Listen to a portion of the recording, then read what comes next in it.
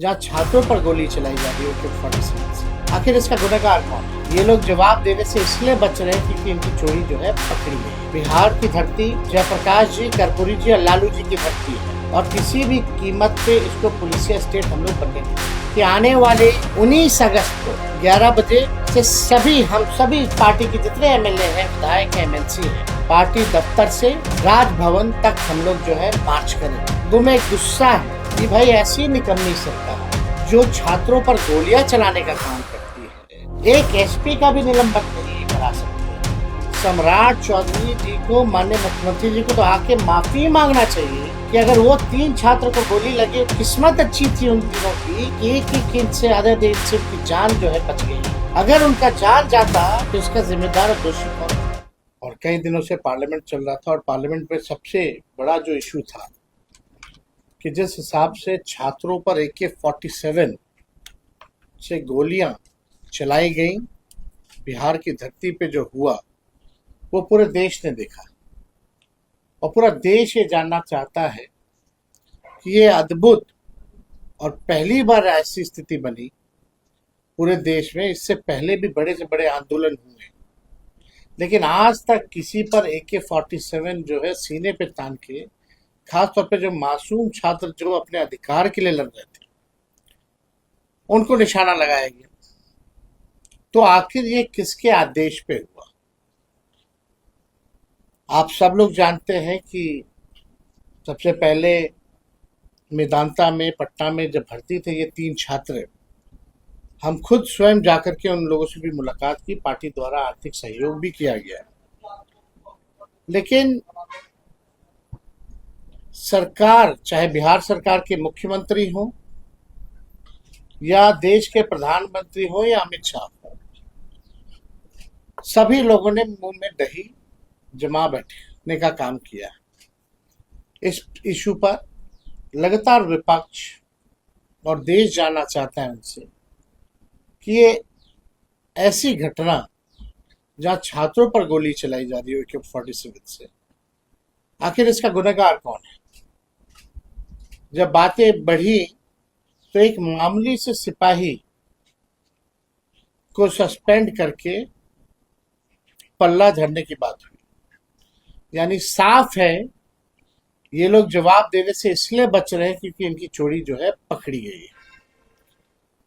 हम तो सम्राट चौधरी जी से जानना चाहते हैं कि अब तक आपने थोड़ा सा भी समय नहीं निकाला कि जिन छात्रों को गोली लगी है वहीं पटना मेदांता में भर्ती थे, क्या एक बार भी झांकने भी गए, देखने भी गए?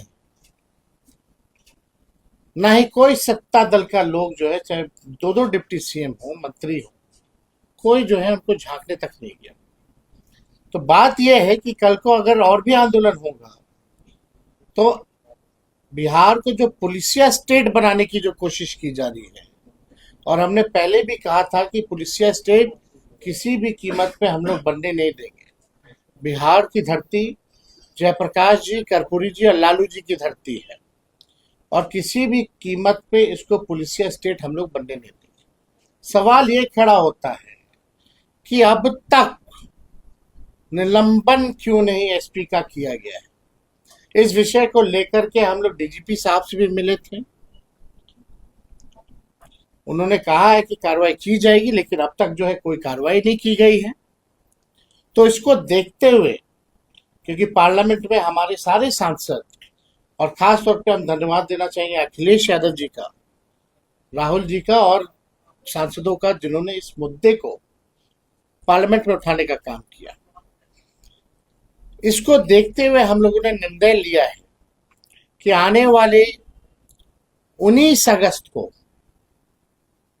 11 बजे से हम सभी पार्टी के जितने एमएलए हैं, विधायक हैं, एमएलसी हैं, पार्टी के जितने कार्यकर्ता हैं, हम सब लोग जो है पार्टी दफ्तर से